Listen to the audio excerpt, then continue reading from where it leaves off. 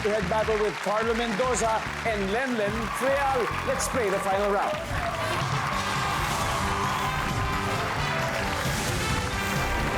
Oh, yes. Ganon, pwede, di ba? Patuloy tayo kay Julian, eh, no? Eto na. 4 answers are on the board.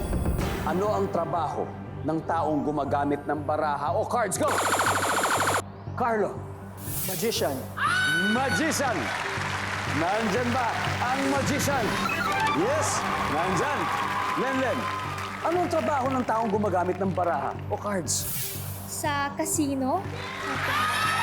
Sabi ni Lenlen, casino or dealer na casino. Alright, mas mataas ang magician.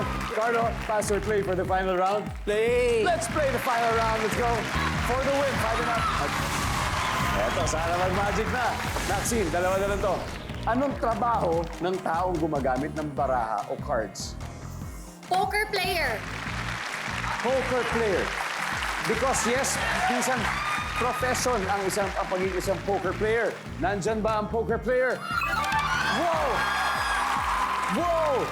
Sina, anong trabaho ng taong gumagamit ng cards? Ewan ko ba, basta ang pumapasok sa utak ko is nag-gambler, mahilig magsugal, ganon. Ang sagot niya ay gambler. Isa na lang hinahanap natin, pasok ba ang gambler? Jolly, ano ang trabaho ng taong gumagamit ng cards or baraha? Manghuhula. Nice, nice. Good job, good job.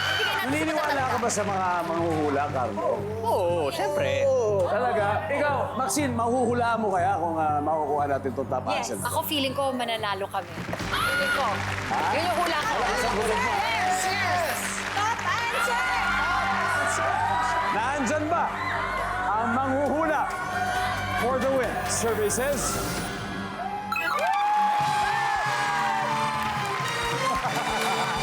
Wait, ikaw naman sa dalawa. Ang ating final score, 5 and up, 555 points. Tropang Cuties, 74 points. Maraming salamat, Lenlen. Thank you very much. Thank you, Kyle.